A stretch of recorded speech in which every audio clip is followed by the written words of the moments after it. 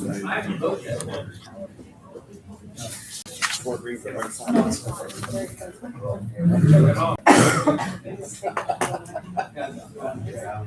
Good reminder.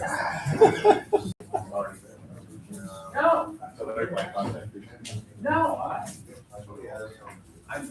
I'm listening.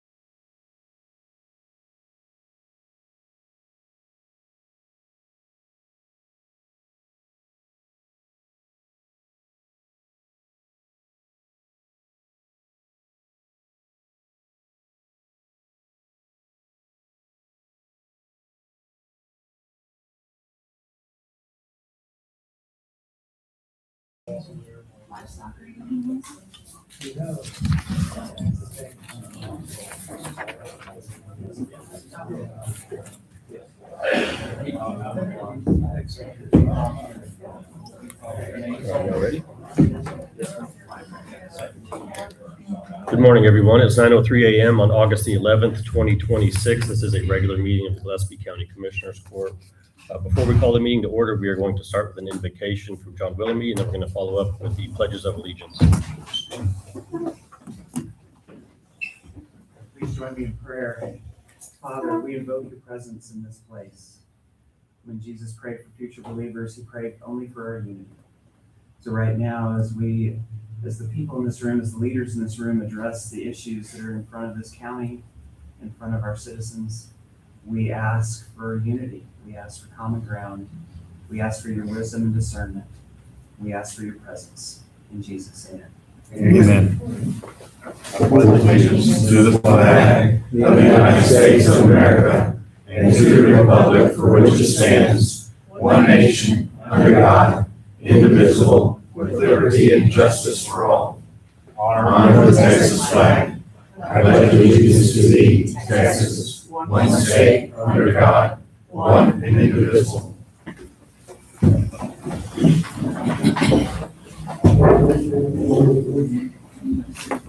Thank you, Ms. Willoughby. No.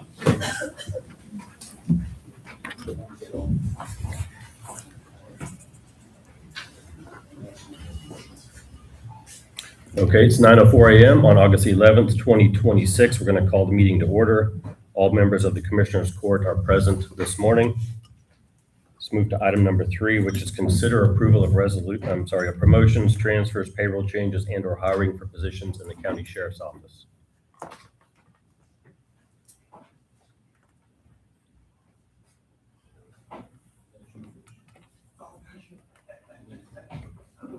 I'm working on it.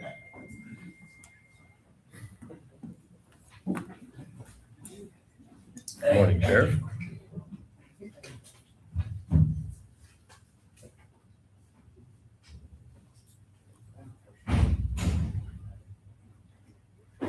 Give me a second, I'll get into that one real quick.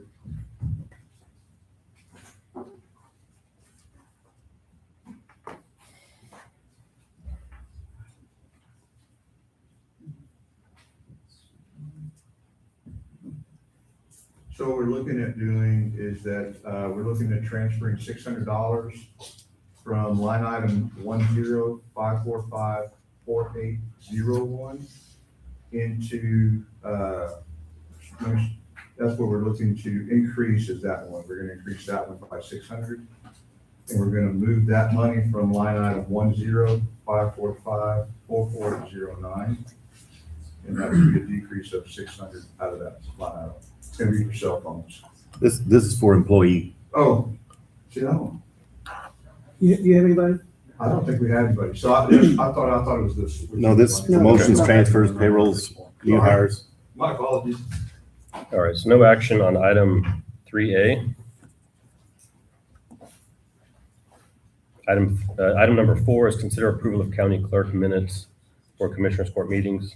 I'm requesting approval for minutes from July 28th, July 30th, August 5th, August 7th, and August 10th. I reviewed all of those. There was no edits necessary on them. I move we approve. Second. There's a motion and a second. Any discussion? All in favor, say aye. Aye. Any opposed? That motion carries. Item number 5 is to acknowledge and receive into the record the certified order dated August 3rd, 2026, setting the county auditor's annual salary as compensation for services and the auditor's travel expenses and other allowances. This is per Texas Local Government Code 152.031. The district court has entered an order. That statutory section requires that we accept that into the record and minutes for the Commissioners Court. That's the purpose of this item. We do have 2 individuals signed up to make a public comment on this item. Ms. Schneider? I'd like to see how you vote on this item and then reserve the right to speak afterwards. I may not need to. Okay, well, you can speak now or not at all. I'll tell you that it's not, we don't really have any discretionary, I mean, this is just accepting it into the record. We don't have any discretionary So that's all it is. decision. Yes, ma'am. Okay, then I Yes. don't need to speak. Mr. Knightsky? Similar, no comments. Okay, all right, thank you very much. Okay, a copy of the order is in the packet, I believe. It was delivered from the district clerk's office. And as I stated, the section just requires that we accept it into the minutes of the Commissioners Court.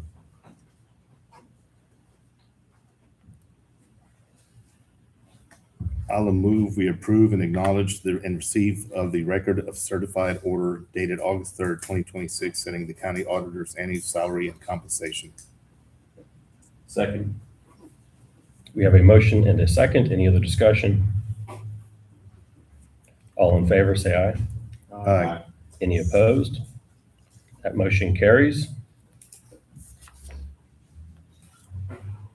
Item number 6 is consider the approval of the extension of a maintenance and support agreement for the IDEMA public security system that's related to the fingerprint scanning machine in the county jail. So what we're looking to do is extend the agreement with Indemnia Public Security. What that is going to be for our fingerprinting, our biometrics fingerprinting system that's located in our jail. We're looking at extending it from August the 5th through August the 4th of 2027. So no money exchanges, everything is just extension of the actual agreement. So it doesn't cost us more to, No, sir, it's already existing, we just need to extend the agreement. What's that, Mr. Phillips? It does cost. How much? It's in there, I don't have it. Is that the $201 or, no, it's the group. And we have an invoice in the packet. Printer and last scan, I'm looking at this. Well, I figured since it was already in that. $3,293, $3,293. There it is right there, yes, sir, that's correct. And that's for fingerprinting for the, all the jail folks? Yes, sir. When we bring in, Everyone you bring in? yes, sir. I move we approve. Second. There's a motion and a second to approve. Any discussion? Sheriff, are you wanting approval to pay this, or are you just approving the contract, or both? Both, yes, sir, to be to pay, to extend it, and then to also make sure we sign that contract. I need to amend my motion, Judge. Depends on what you, I move to what the approve context was, the but extension of the contract and the payment of with IDM. Second. all right, we have an amended motion and an amended second. Any other discussion? All in favor, say aye. Aye. Any opposed? That motion carries. Thanks, sir. Thank you.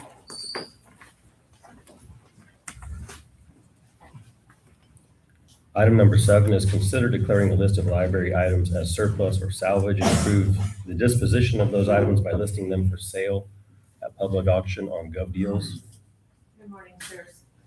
We have a mixture of CDs, books, DVDs that are older, well-loved items that we'd like to clear out to make room for newer titles, and we'd like to put them on GovDeals.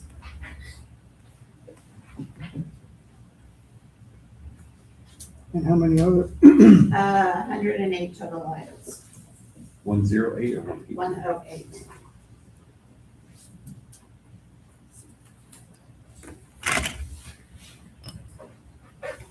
I move to approve a list of county library items as surplus or salvage and approve disposition of said items by listing them for sale on GovDeals.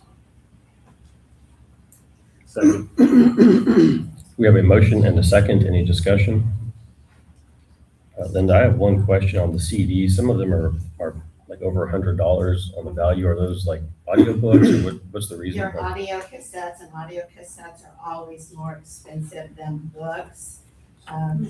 We're trying to cut down on our audio selection because a lot of new vehicles do not have CD players in them, but we still have a few patrons that still like audios.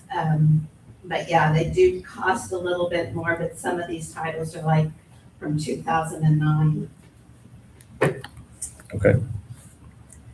All right. Any other questions or discussion?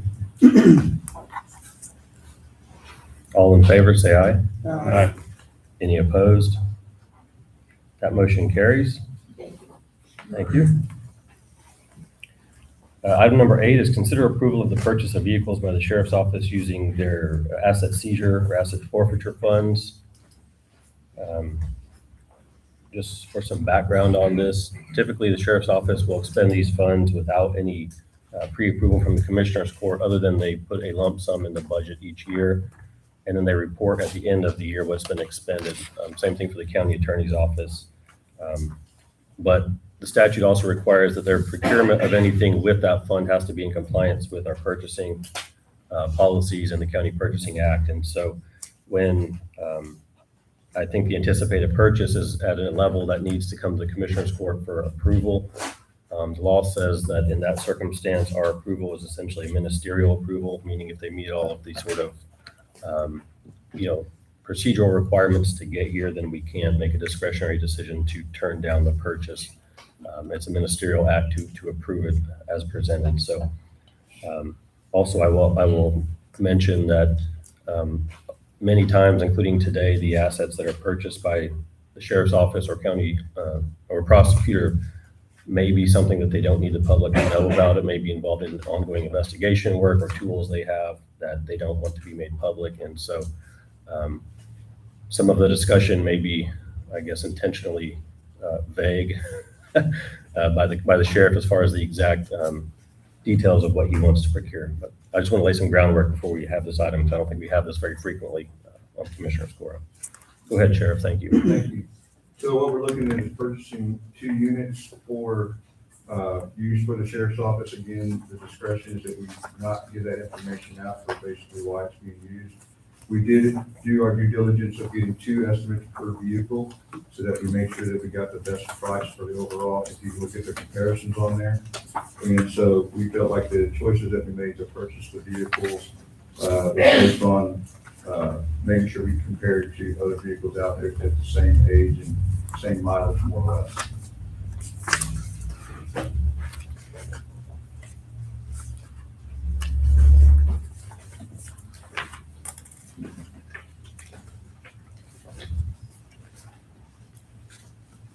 Sheriff, so what's your request to approve the purchase of 2 vehicles? 2 vehicles, yes, sir. I'm looking for the exact total for both of them on here.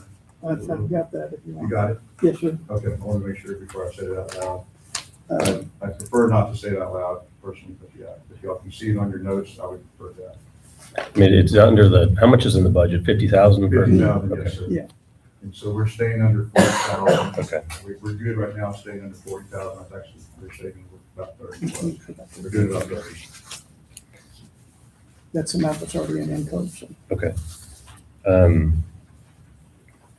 Also, I want to add that this is not general fund funded. This is money that is seized by law enforcement or prosecution offices during traffic stops when assets that are deemed to be instruments of the crime are seized and sometimes turned over to the government. That's where these funds originate from. So that's why they're tasked with they can only be expended for certain law enforcement purposes. That's sure.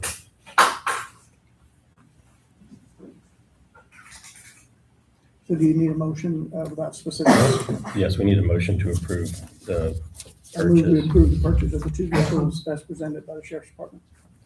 Second. All right, we have a motion and a second. Any other discussion? All in favor, say aye. Aye. Any opposed? Motion carries.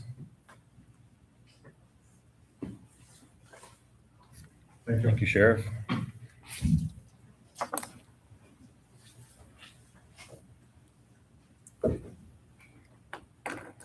Item number 9 is consider approval of the annual renewal of the CIS managed detection and response software licensing. This is used to identify, detect, respond to, and remediate security incidents and alerts for the county computer systems across the county.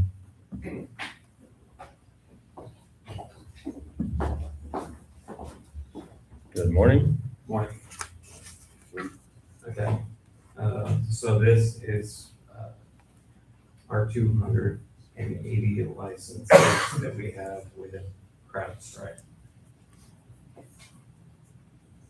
What's the amount, Jordan? It is 18,480. And that was in budget? Yes. Is your mic on? We can't hear you. Yes.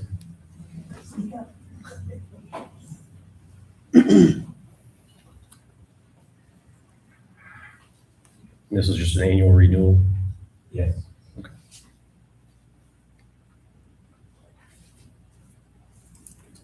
I move we approve the annual renewal of the Center for Internet Security Managed Detection and Response Security Software License in the amount of $18,480.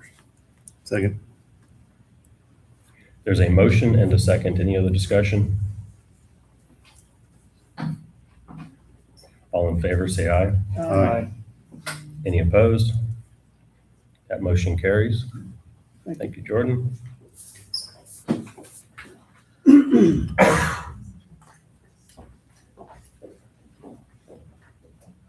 Item number 10 is consider approval of an amendment to the interlocal agreement between Kendall County, Kirk County, and Gillespie County related to the Hill Country Sub-Regional Planning Commission. The purpose of this amendment is solely to extend the term. The original agreement had a fixed end date of September 30th, 2026. This will extend the cooperative agreement between those counties for 1 year until September 30th, 2027.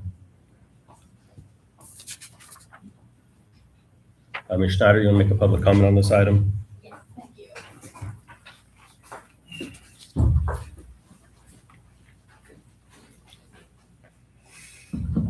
Good morning. I just want to say thank you for extending that, and also to encourage Commissioner Palmer and Commissioner Olfers to make every effort to attend all of those meetings. A lot of the citizens go from all the counties, and it is always encouraging to them to see participation from each of the county commissioners. Thank you.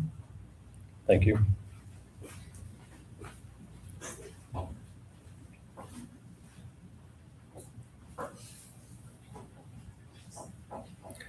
All right, any other questions or discussion or a motion on this item?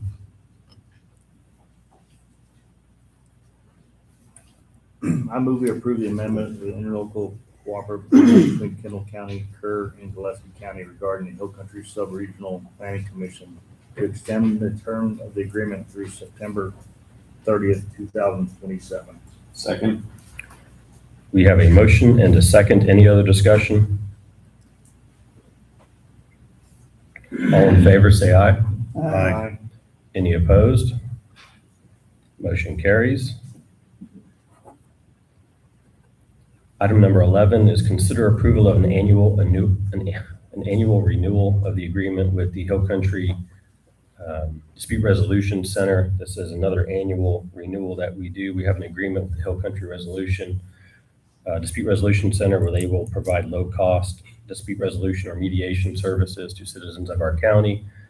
In exchange, we compensate them by paying them with dispute resolution fees that are collected by the clerk's offices as part of court filings. So this is money that's generated by litigants, and then that portion of the fee is paid as consideration to the Dispute Resolution Center for their services and their agreement to provide those services to citizens of Gillespie County. Because of that, there's not a fixed amount, but I think it typically is in between $6,000 and $12,000 depending on the year. I think we're trying to figure that out exactly, but it's essentially a turnover of all those fees that are collected within the calendar or within the year of the agreement. Other than the year, the change in the term, there's no other changes in the agreement from the prior year.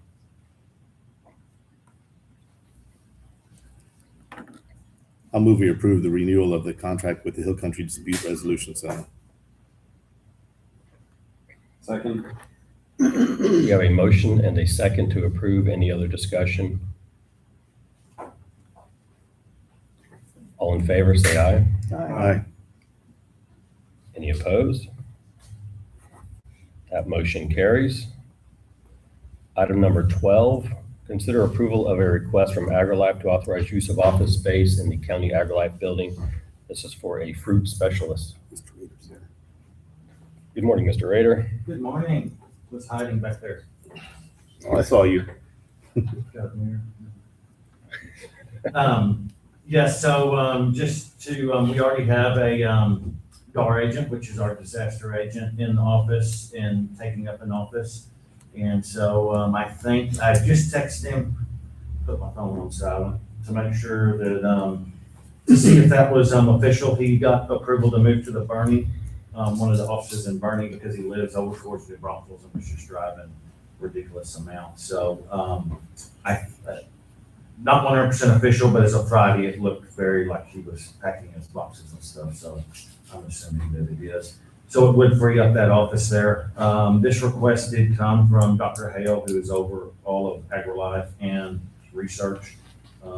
They feel that there's been some issues at the lab, and I think they want to, the specialist, part of his job will be to do research at the lab, but won't be to specifically oversee it. And they're just wanting him to try to get in the community and do a lot more outreach, and with my help and Beth's help, and obviously with the county's help, they think that our office would be a better fit for him. They do think this position, or him being in our office, is somewhat temporary till he gets a good foothold and things get straightened out. So, if y'all want to, as like we did on the DAR agent, a time limit there would be appropriate. And if we feel in the future if he really is a good fit in our office, I mean, we could always extend it. But so they're not obviously asking for indefinite. But So what kind of time frame would you recommend? I would just say a year to start off with, a year or 18 months. And this is for the specialists that will be managing that facility out there. So they do have a facility manager, but, and he will have a lot of input, but I don't think his title is specifically to manage that, which I was probably a little confused there too. I thought that was gonna be a big part of his job, but more to only 25% is research of his extension. They kind of divide guys up. Some of it's extension going out and talking to producers, and then some of it's 25 where he'll actually do hard research. And so realistically, a small part of his salary is to strictly do research there at the lab. And so if the DAR agents leaves, you're okay with him, because this is Yes. the building you're kind of in charge of. Yes, everybody in office is okay with him being part of our office. Would he be using the clerical staff as well? or- Probably not. I mean, some, but not to the extent that we do. I mean, that's just some limitations we'll put on him. He probably will, use the copier stuff for, hopefully. And realistically, anything he does in our office is good for the county, and so, if he's doing something outside the county that's maybe not pertaining to Gillespie County, put some rules there, but, and again, up to y'all. But Kevin used our clerical staff, very minimal. Most of the calls come directly into him, emails, and so I foresee the specialists to have a little more involvement in the community. So as those producers come in, they're going to use the clerical staff some just to go get them and do stuff like that. So But it is a direct benefit to the county. definitely, with the grapes and all the other fruit, big part of our tourism here. I would think so.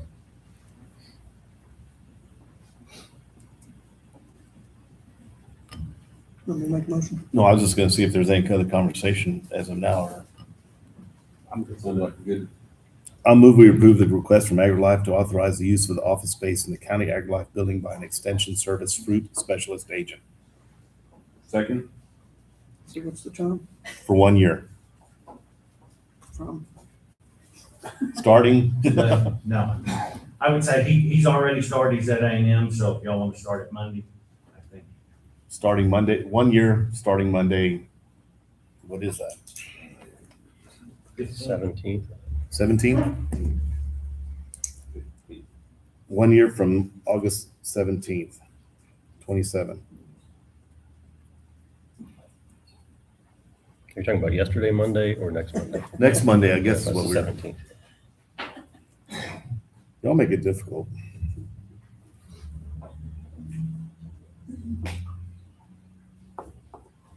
Do I need to redo that, Judge? If you want to, I would clarify for the record. Okay, I'll move we approve the request from the AgriLife I move to approve the request from AgriLife to authorize use of office space in the county AgriLife building by an extension service fruit specialist agent for the term of 1 year to start August 17th, 2026. Second. All right, we have an amended motion and second. Any other discussion? All in favor, say aye. Aye. Any opposed? That motion carries. Thank you, guys. Thank you, sir.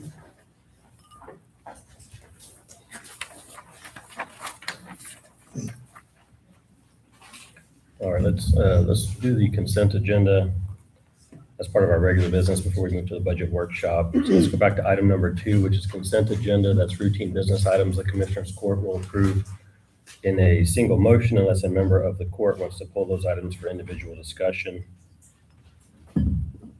I move we approve our consent agenda as presented.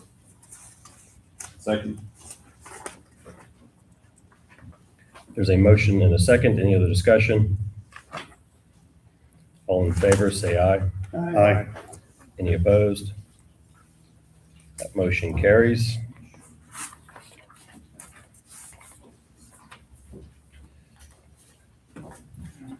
Okay, that concludes our regular business portion of the meeting. We're going to move to a budget workshop, which is item number 13.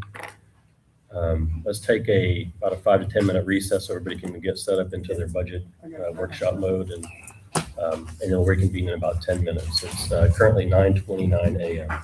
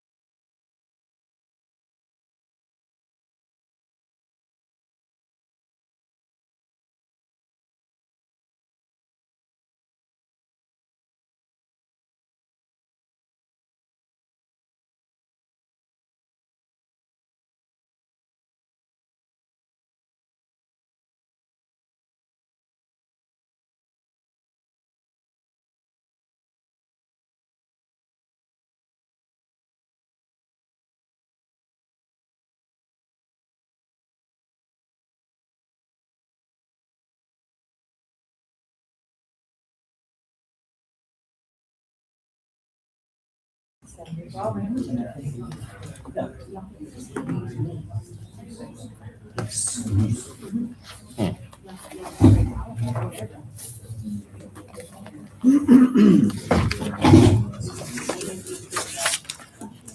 have no idea. I think Commissioner Weinheimer's not gonna be in town for it. First rate. I will not be here. Commissioner Weinheimer's did it already. It won't be here. either. Thank you, Wax. I don't think you're gonna be here. Won't be. Oh, that's right. That's the second, I'm thinking That's the second one. I tried. I got more going on. It was my trailer. Yeah. But I may use just one of the shops as a cleaner. That would be nice. Yeah, that would be nice. We have one of those cleaners. I'm gonna put that in. The fire speeder.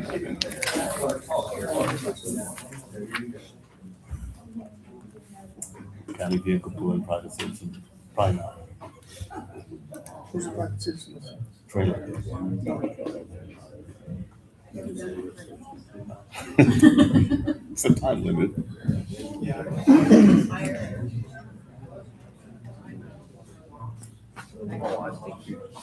With benches and.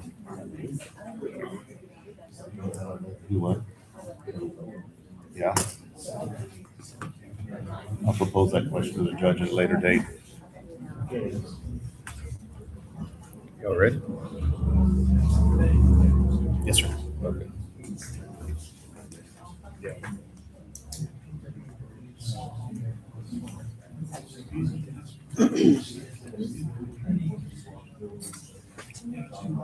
Welcome back, everyone. It's 9:43 a.m. on August the 11th, 2026. We're going to reconvene the open meeting of the Gillespie County Commissioners Court. We're moving to item number 13, which is budget workshop. I know we will have some discussion on county attorney's office. The CBB has asked to have some discussion on budget, and then anything else that we need to address today as part of the workshop. Again, this is all in preparation for posting a proposed budget.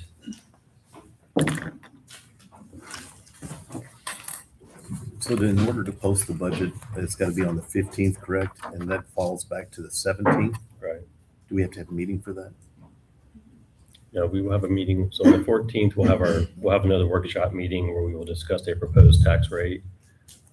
That's the only, and then based on that, the document will be completed and posted and Okay. filed. So there's nothing, well, we'll still have Right. meetings, but okay. Right, yes, that's just the proposed rate, and then that will be posted. We'll have public hearings.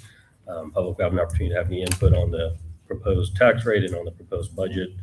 And then modifications can be made by the Commissioners Court as determined to be in the public's best interest. And then ultimately, the final budget will be adopted in September. Mr. Neiske, you want to make a public comment on the budget workshop?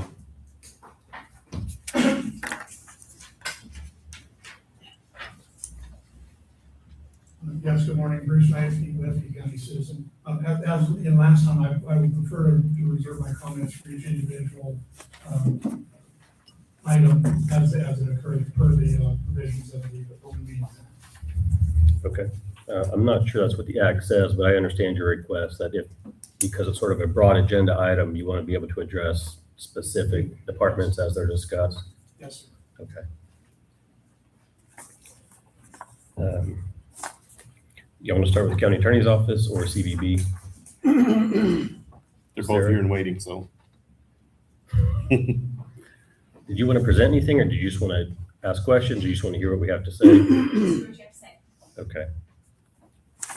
I think the primary question is going to be amount of funding from the county. Have you gotten any input from the city?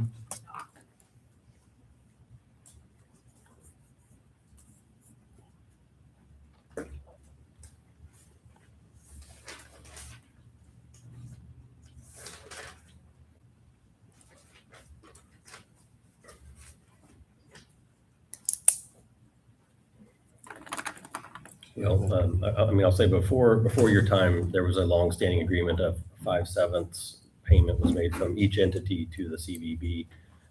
I think over the past few years, as the hot collections have grown so much, that there's been some, I don't want to say uneasiness, but less of a, there's been some, I guess, concern from both entities as to the amount that was being funded to the CVB with that current arrangement. And so I think there's been, the last year, maybe 2 years, there's been a little bit of deviation from that 5/7 amount.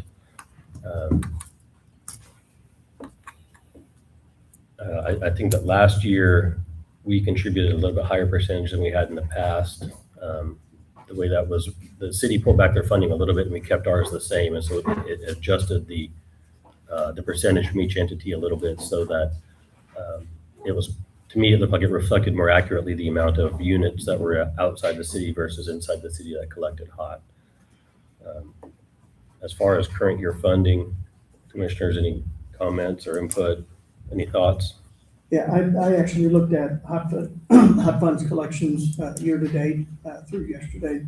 Excuse me. And I annualized that and compared that to last year, and we're about 17% lower collection this year. So I don't know if that is lack of compliance or if that's lack of activity. Of course, we're considering looking at improving the ability to go out and identify and have the treasurer's office pursue those taxes. So we are down on our hot tax collection from a run rate year over year. And didn't you find that this would be the second year that it's down as well? I mean, it's. Yeah, last year was down a little bit from the prior year.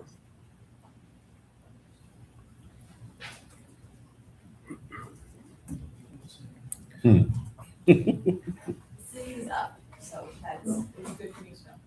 Yeah, I don't know if that's activity driven or lack of compliance. So.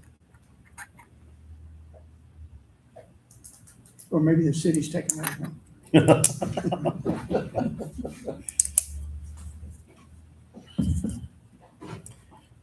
When it was the 5/7, it was an easy kind of fix or whatever, but then we capped it because it was growing. In a minute, sir. It was growing so quickly, and y'all were having tough times building your budget up to that amount prior to you, obviously. I'm not knocking you. So it was kind of, here we are having to build our budgets as low as we can. In prior years, y'all were having to try to build your budgets up to satisfy those amounts. That's why we came up with the cap. Now with the issue with it being less revenue coming in, I'm thinking that we either need to go back to the 5/7 or readjust personally, because we can't go backwards. Well, I'll make a comment that when I first became commissioner, our 5/7 was about, I'm just throwing a rough number, about 450,000.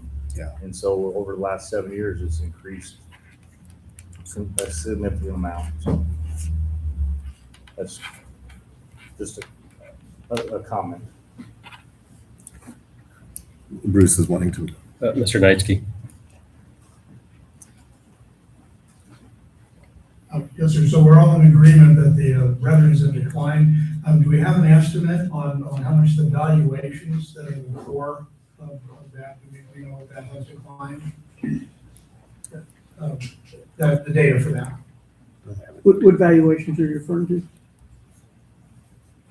Just for all the valuations that are taxed on, property valuations, that being the primary one. This has to do with occupancy tax. It's a percentage of what somebody pays to be in a rented room. Okay. But it has nothing to do with valuations. Okay. Well, then this question will come up later on then.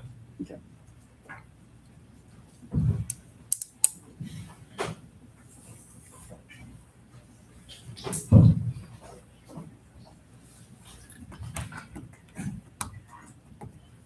Which I understand totally. It makes it a really hard guessing game for you. I mean, I'm sympathetic with that. I'm just. Guessing game. It is. It truly is, and it's all you can do is with what's happened up to date.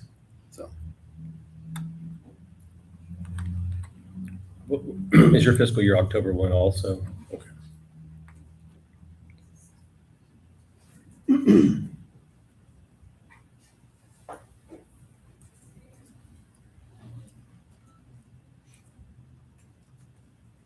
What is your projected amount that it could be if it continues on the same path? I left that in my office. Let me go grab it. If you don't mind, please, sir. My question was, what are the projected collections through the end of the fiscal year? And he has that in his office. He's gonna go get real quick. For hot? For hot, yes, sir. Can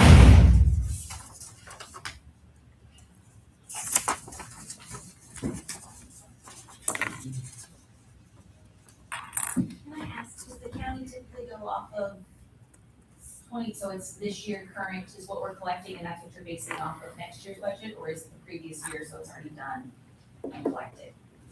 We go off what was collected in the rears. So 25 was down, 26 is still down 17%. Is down an additional from what his numbers were in collections. He's going to get that now, so may need to make you a copy of it. Yeah, I would love that. Did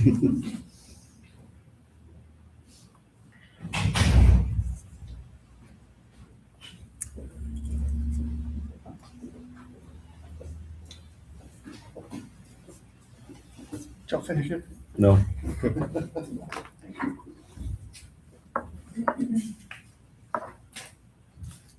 So our hot collection for fiscal year 24 was 1.67 million. Fiscal year 25 was 1.59 million.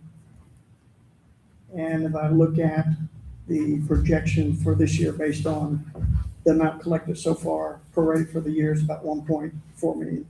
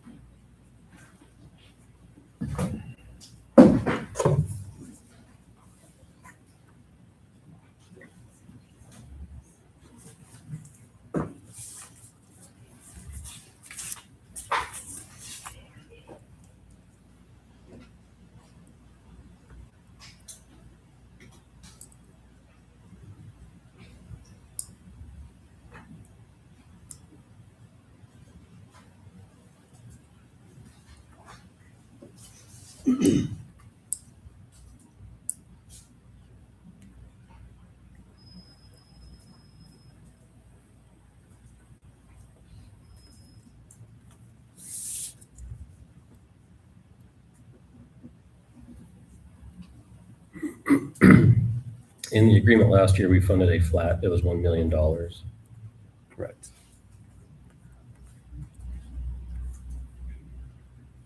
And 5/7 of 1.4 is approximately $1 million. Yeah. So I mean, if we would maintain that agreement, it would be relatively close to the same as last year.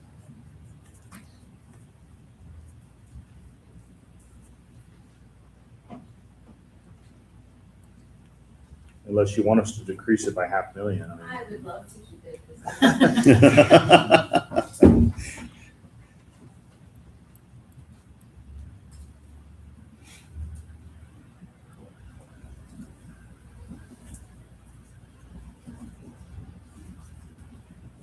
Yeah, I think we've done $1 million in the last 2 years.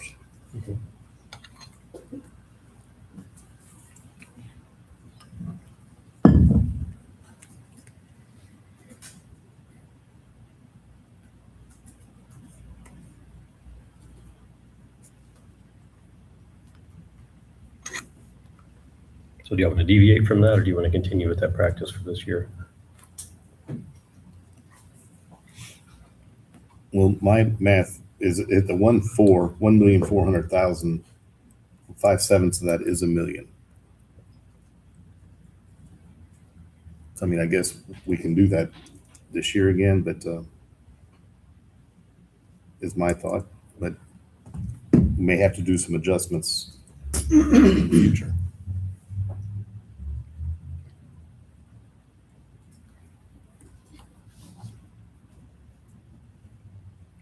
Any other thoughts?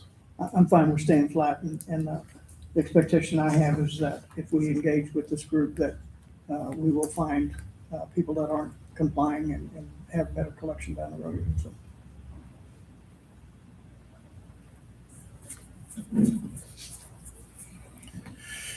Is it a percentage that we can use for the historical preservation or an amount? It is, but it's a percentage of the total amount, and so since we, So if the amount goes up due to added collections, we should get more that we can use for. right, but what I'm saying is that we already, if we give 5/7, it's percentage of the total collected, not what we have left after Correct. the CVB. So it's I don't think we would ever, we have to spend almost all of that, maybe hit the cap.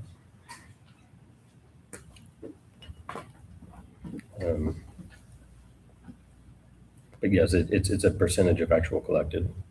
There's different percentages for different categories of the expenditures. Some have caps, some don't.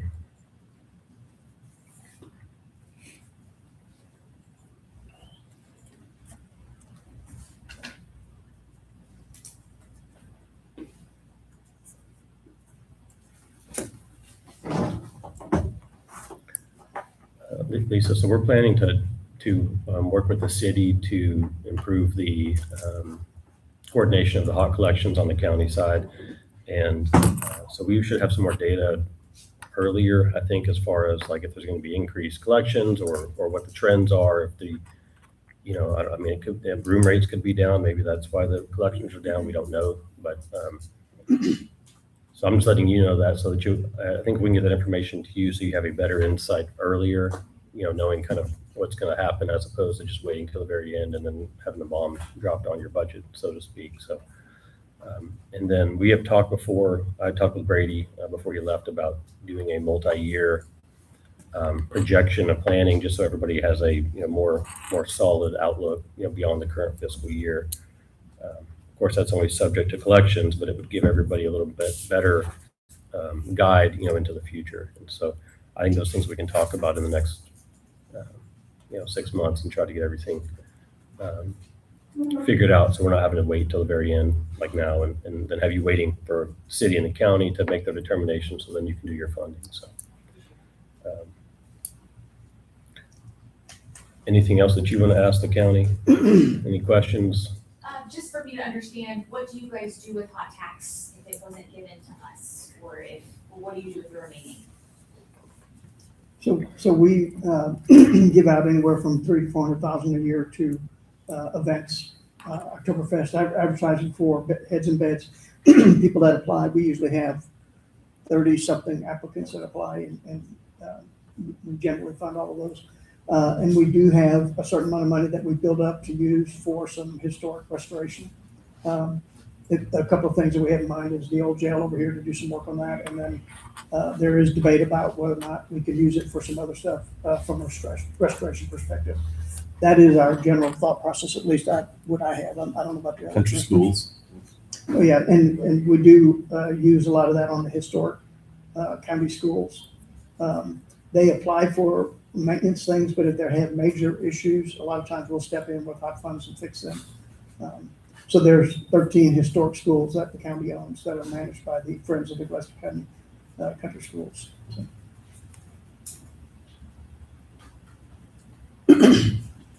Just to share, we are having the Hotel, Motel, and Lodging Association come in to speak at our board retreat on September 8th at 3 p.m.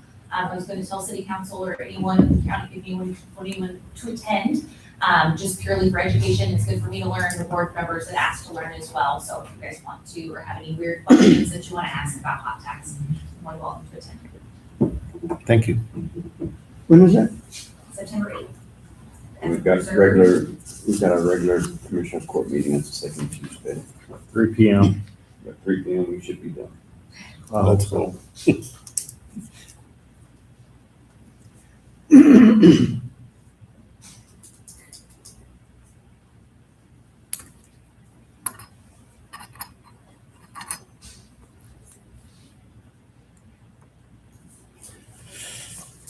All right, any other discussion on CBB?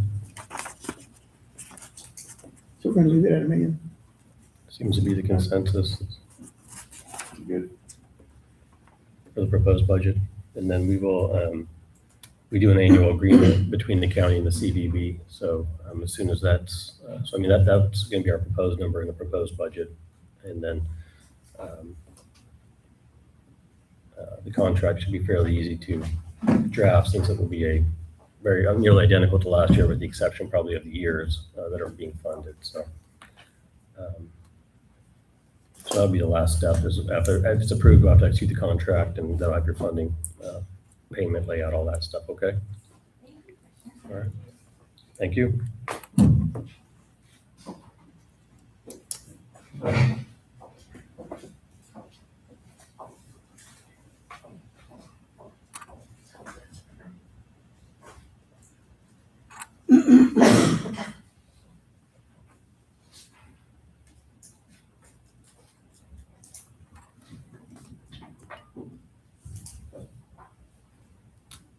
Okay.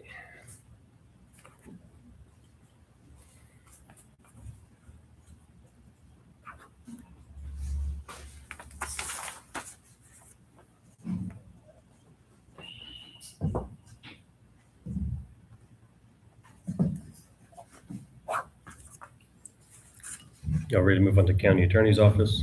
Sure. Yes, Neil? We have your handout. I do want to specify that, at the end of yesterday, my understanding was that Ms. House was going to get all of the information caught up on her side so that we knew what y'all were seeing in conjunction with our request. And I'm speaking with Ms. Frederick, who's not here now.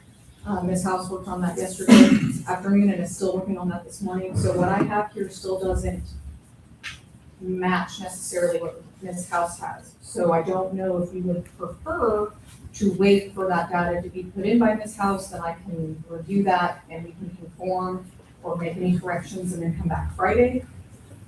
Or if you want me to go into this because my anticipation is there's going to be differences between what she has and what we're asking for, and that's gonna need to be reconciled. And so I don't know how y'all want to best handle that the most effective use of the court's time. I'm open to either way. So what you presented this morning is that the same as what you presented when you presented your budget? No, so what I have this morning in the handout that I gave you all when I came in is changing, since we have 4 accounts that we can pull funds from for payroll, specifically that SB 22 account. Originally, when I presented in late July, I had held back about $40,000 of the SB 22 funds in to give me the ability, if my part-time assistant county attorney was to resign or wanted to go full-time, that I could increase the salary to be appropriate for a full-time, either attract a new employee into that position or she wanted to go full-time. After further consideration, since that is only a possibility, I do not expect that to happen in this fiscal year. I don't know for certain, but I don't expect it. It makes more sense to budget the entirety of the SB 22 money to be spent in FY 27, the 175, because if we don't spend it, it goes back. So that was the changes that I've made on this, is it changes to use all of the 175 versus a portion of it, because that is not from our county general fund. It still comes from the state, it still is quote unquote taxpayer dollars, but it is not generated the same way our county general fund But that was just a change in source of funding. is. That's correct. So the amounts though are, you're saying is what you requested originally. Okay.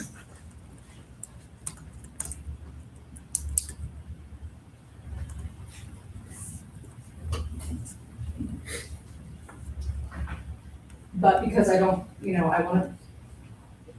our budget is particularly confusing because of the multiple funding sources, and so, if we want to wait till Ms. House has her data in so that we can get all of that corrected and then come back, I'm happy to do that. However y'all would like to handle it.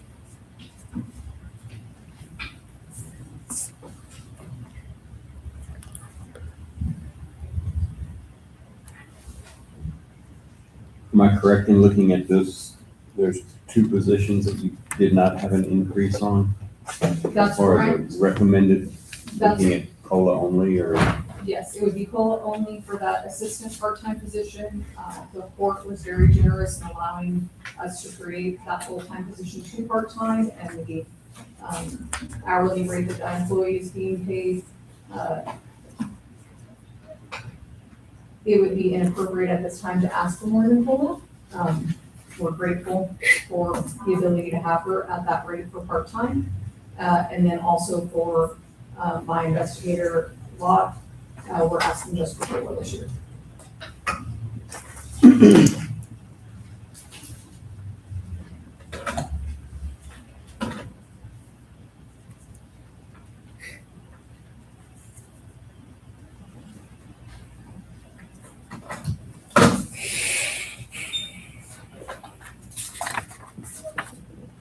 And I will explain too, I did not explain this just a moment ago, when I did put in here and budget $27,000 for if that part-time ACA position needs to go full-time, that would come from the general fund. But again, that is only a possibility, it's not a certainty. So that would be a new amount that would go to the county. But again, I don't have any reason to anticipate that happening, but in the event it does, I don't want to have to wait an entire budget cycle to get somebody into that position. That would be very difficult for my office to function.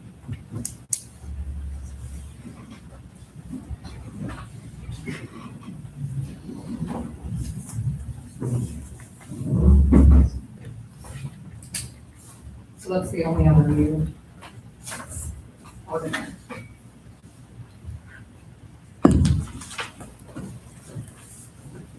And when I presented in July, the anticipated increase to the county general fund, we had at $83,000, but with these changes, with using all of the SB 22 money, it is down to $61,000.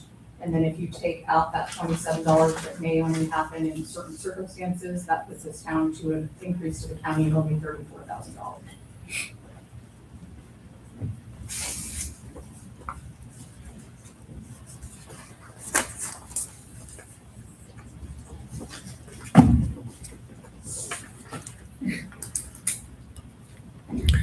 Any questions or concerns about the revised funding, I guess I'll call it, from County Attorney's Office? Yeah, I think we just need to see what the position schedule comes Right. back, to make sure it aligns, Right. and then see how it fits in our budget. We'll follow up with Ms. House, and then if there's any discrepancies, we'll do what we can to get those corrected prior to Friday. Thank you. Thank you. Thank you, ma'am.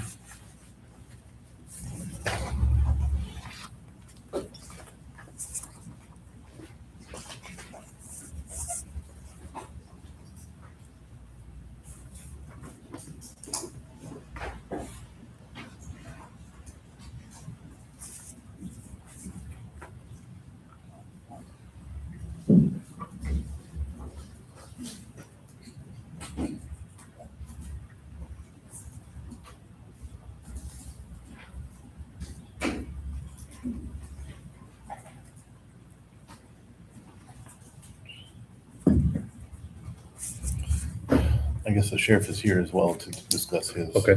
If need be, or whenever we're ready for that, but always.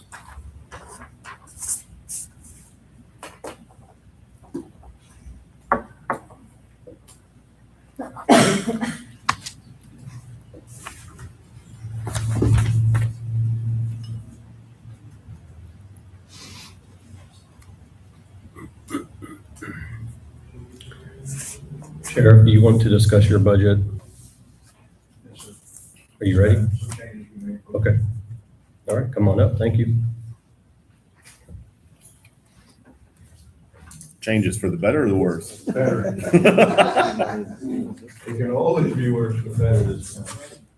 So, we went back and sat down and looked at, based on, Commissioner Weinheimer. Weinheimer statement of 10%, we, went back and made some changes that we feel like we can still move forward on a very, what I would say is, we can make it work for another year until we can look at next year's budget. But what we're looking at doing is taking off, the number one thing for me is for our jailers. Right now, we are making the less amount per hour for a jailer. We'd like to at least get equal to what Blanco County is making now. So what we're looking at is we're willing to give up we'd like to give up 2 of the extra jailers, leave 2 additions for this budget. And then we would also move it down from $6 an hour increase to a $5 an hour increase, which that would, let me get to that page. That would save us just in the jail alone on the budget increase. Sheriff, so what you're saying on the detention officers, Yes, sir. you're asking for 4, But I'm gonna knock it down to asking for 2. just 2. Yes, sir. But we were asking for 6 an hour to increase the jail to be competitive with other counties. Instead of doing 6, we're willing to do $5 an hour. And that would give us a total savings or reduction from this current budget by $221,680.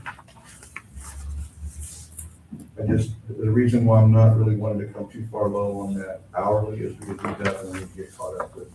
That puts us with Blanco, which is a fourth our size, and that's competitive. The 5 would make you competitive? Yes, sir. It would put us right, so right now, if you look at. God. Easy, Sheriff, easy. I don't think it was him. I'm gonna blame it on him anyways. In Reagan's version, yes. So if you look at Lando right now is making, Blanco is making $25.69. And if we do an increase of $5, that would put Gillespie at $25.66. So that would put us competitive with Blanco. The next one higher would be Kendall, but they are a larger jail, and then you have Kirk County, which is a larger jail. I would just feel like we need to retain the people that we have. In order to do that, we need to increase our starting salary at that. If we are blessed to get that, then we can start working on the future step plan based on now we have a starting point, a new correct starting point for both the jail, and then we can continue to work on the county as a patrol side of it. So what we're looking at doing that is at least be competitive with Blanco County. And you're saying that would put your starting rate at 5.66. It'd still be lower than what Blanco was by cents, but it put us right there with them. Blanco's making $25.69, so we'd be 3 cents off of them, off of Blanco. So just conversation piece for me, you're talking salary. We've always been big on benefits. How does our benefits compare to theirs? I would say they're probably the same, but without. Even with health insurance? Yes, I would think it's about the same. I would think they have our same insurance. And so it would be competitive there as well. But we also know that we have a lot of jailers that are traveling from out of county. They're not even living in Gillespie County because of the situation of cost of living, which that's been a discussion for many years. So, but at the same time, that would make us competitive, you know. The most recent loss for us was to Blanco County, that we lost a jailer that we had trained, put him through the rigmarole, and literally after he got certified, he took the offer of 25 with Blanco. So he started there day one, making $5 more an hour than it was us. I mean, I'd be in favor of going above. I'm sorry. I'd be in favor of putting us above Blanco. I mean, you're saying we're 3 cents underneath. I mean, to me, that's Yes, sir. that's more of like a mind game with the employee that they're, Absolutely. you know, I mean, But that it, could, but it makes it less, you know, you would think for $5, I'm willing to make some changes, but for 3 cents, I'm not. But I mean, we would, again, we're trying to make it work, keep y'all, you know, compromise. right. I mean, I understand that. I'm in favor of, I mean, I don't know what y'all are thinking, but if we're talking number of cents per hour to at least match, if not be slightly above Blanco, I mean, we don't want to continue to lose Gotcha. even for 3 cents. I mean, you never know. That could be enough to. I agree, Judge. He's only talking about the starting pay. But then if we did that, starting pay would be the same as Right. $25.69 as Blanco, if you're looking at the cents. Go ahead, John, speak. Keep in mind, gentlemen, they're also gonna get a COLA raise in addition to that, so if we start them at 25.69 to match, they're still gonna be high. Thank you, John. Blank will get a COLA. You know, the one thing I will say though, we have a great group of men and women working back there. To replace one of them is expensive, and then if we look at the overtime that we're, looking at, that's why we can't give up all 4 jailers. But at least if we're knocking down to we have 2 more jailers added, we're still gonna see that decrease in overtime because we'll have more staff. That's we're kind of meeting that both directions. I mean, do you, And then the other, Sheriff, I'm sorry, hold on. The rate that you're talking about in Blanco County, is that their current rate? I mean, I assume that may be COLA'd up with them. Do we know? Have y'all figured that out? 2 months ago, about 2 months ago, yes, sir. that's their current rate right now. Starting. Right. Started, yes.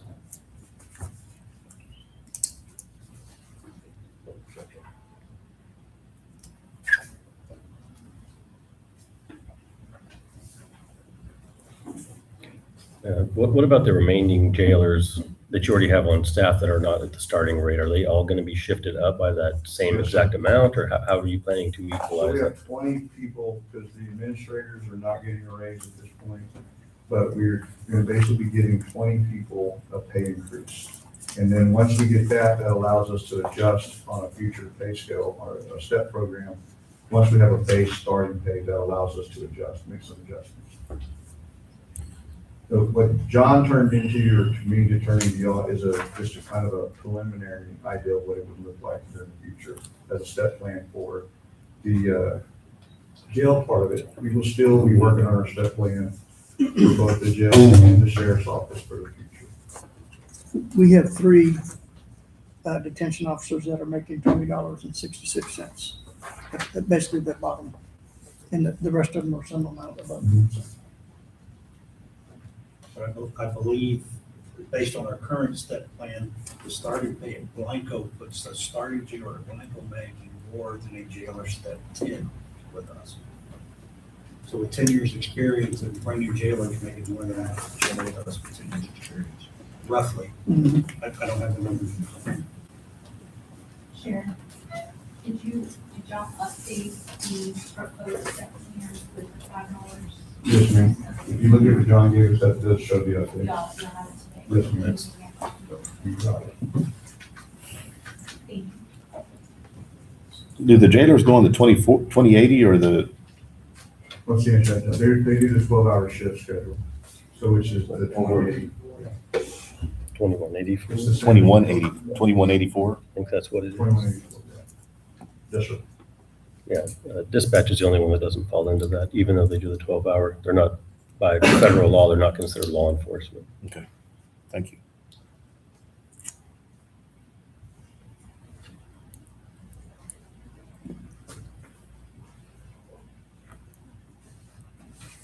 All right, what else? Okay, so what we looked at as far as patrol, we were asking for 7 deputies, and we are willing to give up 2 positions for the patrol side of it, which is the 7 deputies, which would leave us with the increase of 5 patrol deputies. And taking out the 2 extra that were the 2 for the 7 would be a savings of $230,000.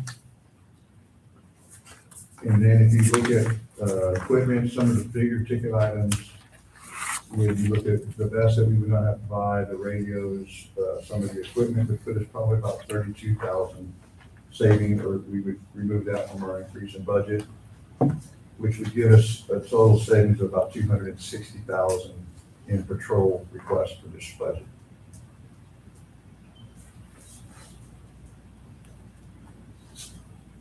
So the total change, what we're looking at, would be right at $481,680, so just under $500,000.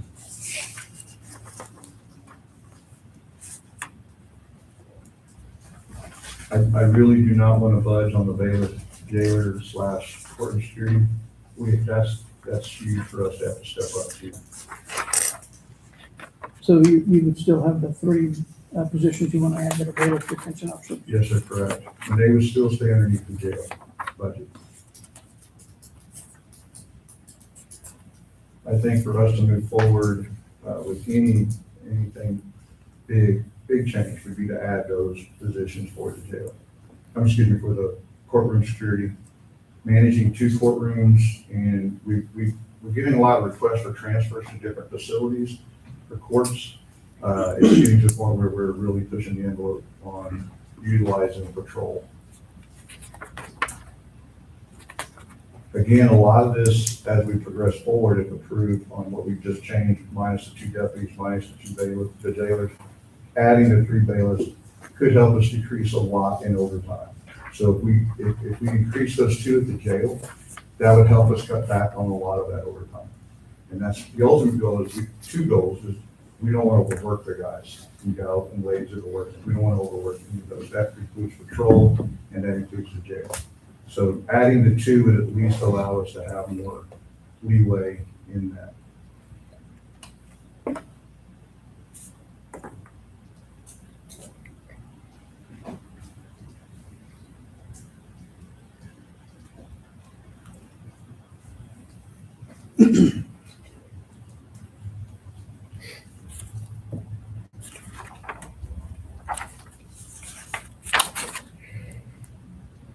And I know it was asked the other day by Commissioner Olpers, where would we move these? This would allow us to add a person into CID. These guys are overworked. I sat with them the other day.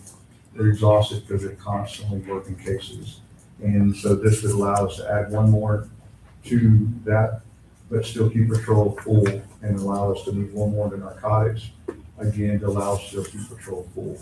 7 would be perfect, but I'm good with 5 at this point to make it work. How is your space at the LEC?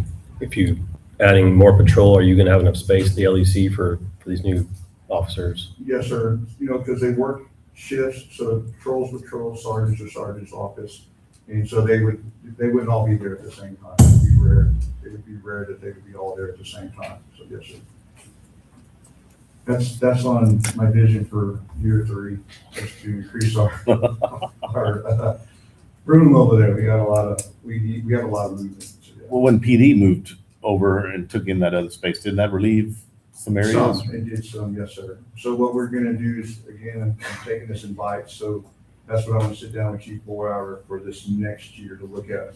What can we gain? And if we gain anything, then that might change my course of trying to add to the building versus sharing more office space with them.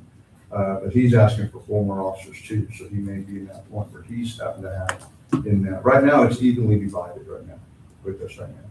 So, but when they asked me before I took office about taking that front end, I actually like the idea of that because then we take that back end, it connects to the jail.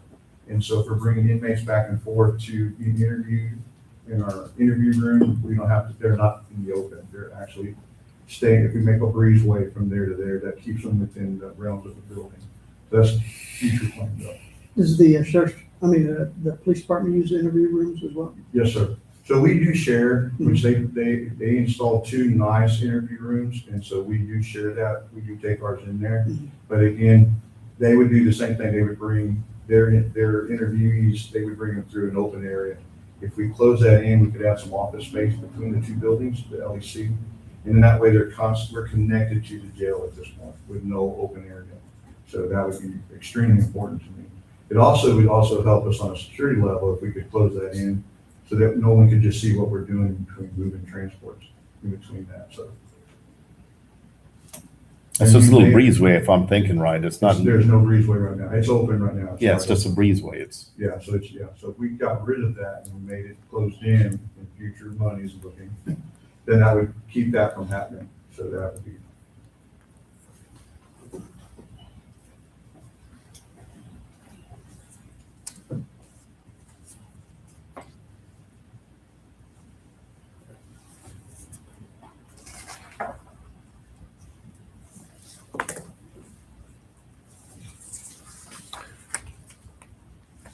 Anything else, Sheriff, you want to present?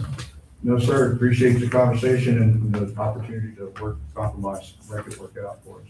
We'll be back next year for more. Remember that the next time you pull me over, we need to compromise. I can over Washington. That was a joke. Right. Yeah, that's a joke. Strictly a joke. Yes. Appreciate it. Thank you. Commissioners, any other questions or discussion on sheriff's revised request?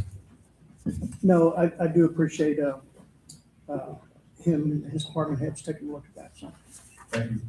thank you.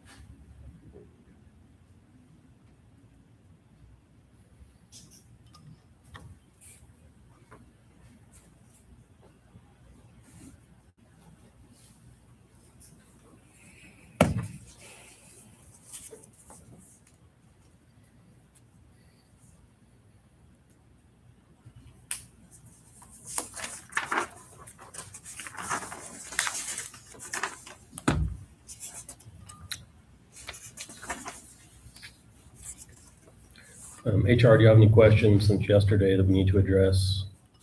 No, sir. Okay. Sarah sent us the spreadsheet and we'll get it. Okay.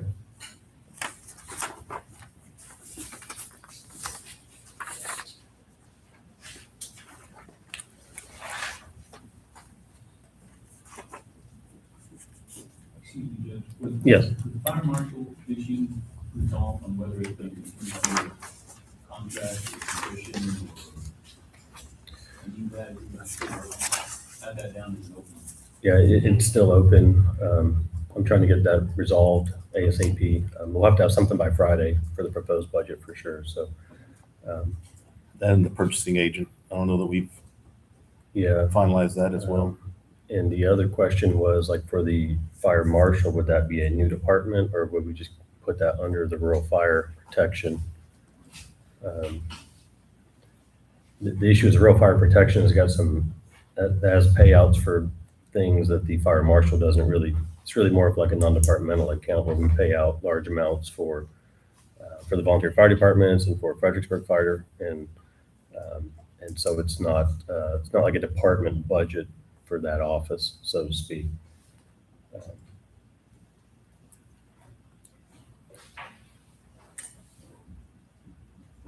In my discussions with the county fire marshal, he did not indicate any real need beyond what he already has available as far as vehicles, equipment, et cetera. So it would be a fairly lean budget, primarily just the salary and benefits.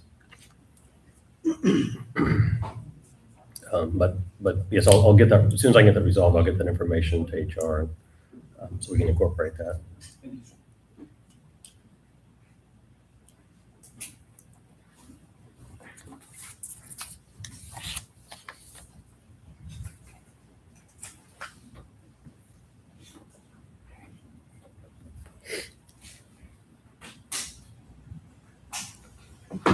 Also at the meeting on Friday, we will need to agree to a proposed tax rate, so that I can then notice that in the paper. I will need to indicate who votes for and against that. So that's why we have to have a vote on the proposed rate. That's just the rate, essentially the highest rate that would be set by the entity. That can be amended later. But that's the proposed rate that would put the public on notice so that they can review and make appropriate comments as they see fit. Depending on what that rate ends up being proposed at, will dictate whether we need to have a public hearing specifically just on the tax rate or not.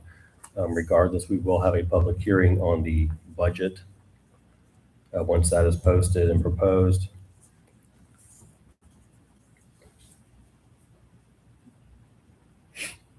We also will be posting in the newspaper. We're required to post notice of increases to salary or other benefits or costs that are appropriated for the elected officials. So that will be forthcoming as well.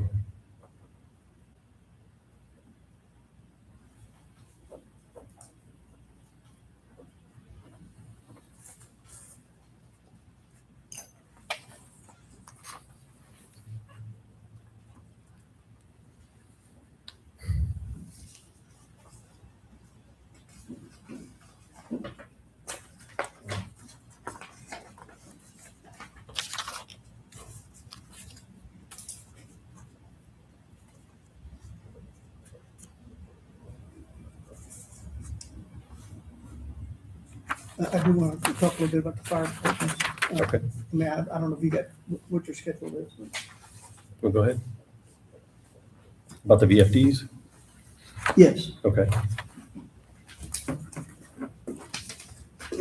So what I did is I put together a breakdown of how the different fire departments would receive funding. I think there's funding there. And I can also give a little bit of a perspective on the history of that, so. So what you've got here is, for the last 3 years, we've been taking the prior year call counts and then the year-to-date through mid-year when we start our budgeting call counts, and we use that for activity-based funding. So we of the funding that we do, we generally have about 63 to 65% of it is what we refer to as base funding that goes equally to the 5 departments. And then the remaining goes to activity-based funding calculation. So what you see on the top is you've got your call percentage breakdowns, your past year's funding. So you got 23, 24, 25, and 26 funding. And then, of course, the first box on the right that has the proposed 27 funding was no increase. So it's staying at a total funding of $285,000. And then I went through 4 scenarios where there's a $50,000 increase, a 75, 100K, and then 120K based on the conversation from yesterday. We only started funding the fire departments in 2018 to some extent, as far as what I can see back in history. 2019, we funded about $80,000. 2020, we funded about $87,000. 21, it was $87,000. And then in 22, it jumped to $137,000. And that was because of the fact that we had the new radio requirements. And so we pushed more money out to the fire departments to help them with the radios for connectivity. 23 was the same, $137,000. So they got the bump for the radios, but we didn't take it away. In 24, we bumped it $50,000 to $187,000 funding. In 25, we bumped it to $235,000. And then last year, we bumped it to $285,000. Again, these are private organizations that we are funding to help offset their costs because they do provide that service to the community. I personally think jumping it another 100,000 is probably more than we need to do. I prefer to jump it less than that, but I wanted to give you a perspective, and you can see the breakdown if we're consistent with our base funding and activity-based funding based on this year's activity. You can see by department how much that would be and then what change it would be for each one of those funding differences.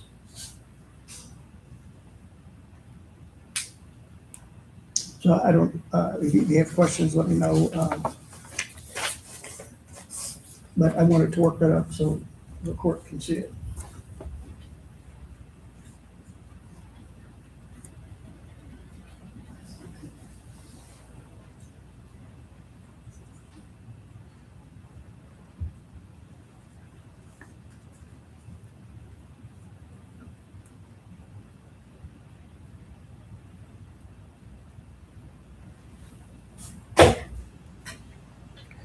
The base funding, is that 65%? Is that how you came up with that amount?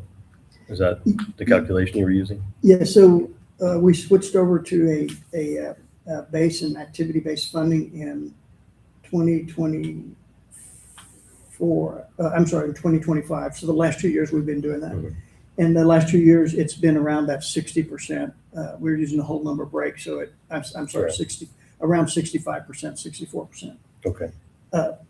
That is entirely discretional as well. I mean, that's what we sort of landed on 2 years ago, but there was a question about if you divide it equally with some departments that have considerably less call counts than others, and then you had departments that were growing in call counts. And so that whole conversation sort of started when Stonewall having to respond to so many incidences on the highway with the growth of the wineries. And so we went to that combination, and I did speak with the fire marshal to come up with sort of a concept that he felt they could live with. And so you can sort of see over time how that's varied.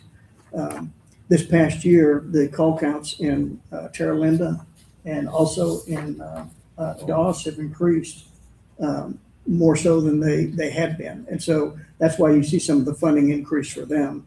If we made no changes to the funding, Terra Linda would increase $6,000, DOS increase 5,000, and we'd see a reduction of 4,000, 3,000, and 4,000 for the remaining three departments. And that's based on the change of activities. And it could have been driven by fire counts. I'm not really sure. Although their counts are similar to the city in that a lot of their calls are for first response to medical needs. Yeah.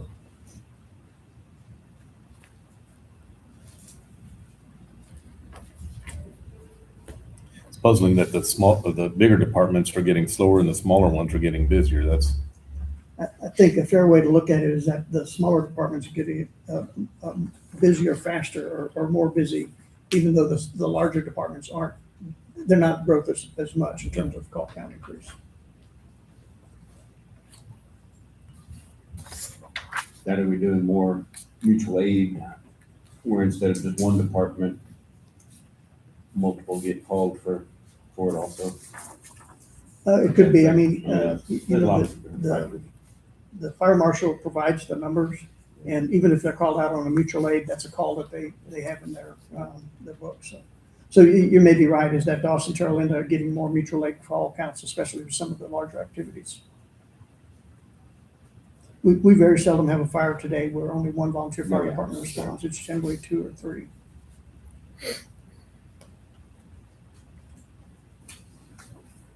So I know that you made comment about the mayor talking about $100,000 increase. I would be more aligned with a $50,000 or maybe a $75,000 increase. And again, this has grown from just 10 years ago is that, hey, we want to help you out a little bit, to a significant budgeting dollars that's paid for by taxpayer dollars. So.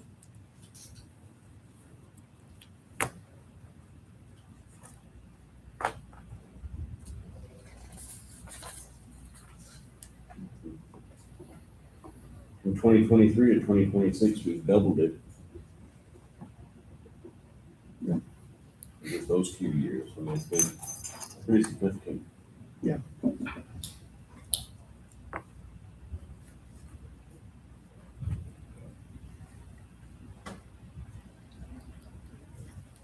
Let me discuss with the city and see where they are on this, because the information that I received was preliminary, I would say also. I mean, I don't think it had been approved by council or other than just maybe some informal discussion. So let me try to solidify their position on this, and then we can, because this is a joint funded, and I bet if you look at the Fredericksburg fire, theirs has probably gone up substantially in the past 5 years also. Oh, yeah. On the paid side, so equipment's getting more expensive, and that, Thank you for all this. This is good information, though. I know it took time out of your day.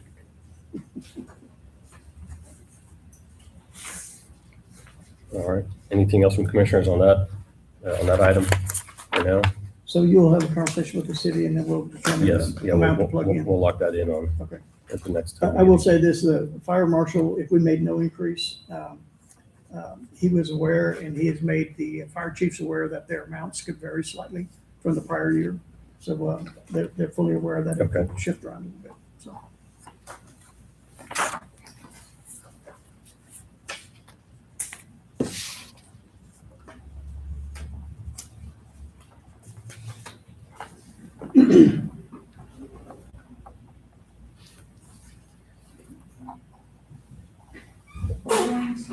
Let's see. On the emergency management coordinator position that we had open.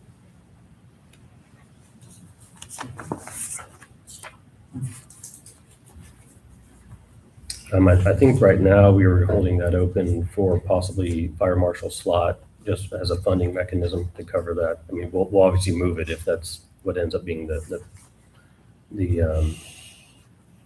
decision. We dissolved the court administrator position already.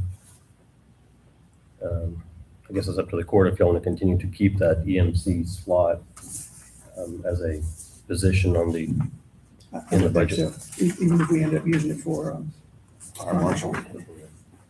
Good placeholder.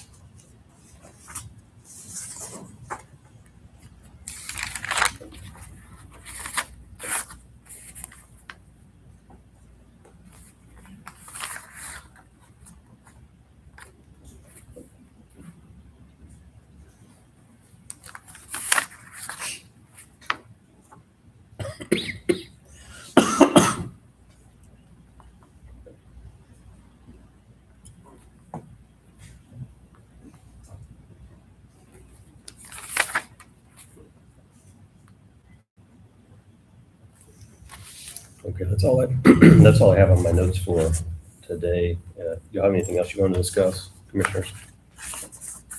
HR, any requests, auditor's office, anything? I don't have anything else on my list.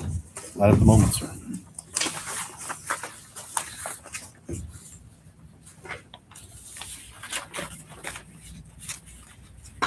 Okay, so plan is on Friday, we will have another essentially final budget workshop meeting.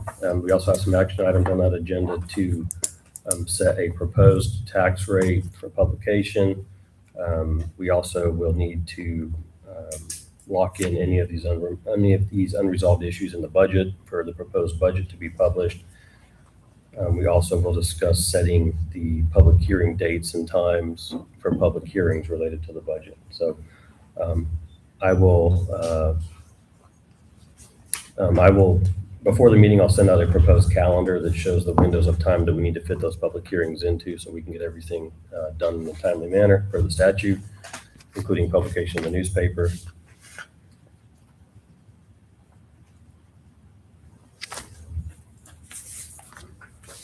Any questions, commissioners? I move we adjourn. Second. We have a motion and a second to adjourn. All in favor, say aye. Aye. Any opposed? All right, that motion carries at 10:45 a.m. We are adjourned. Thank you.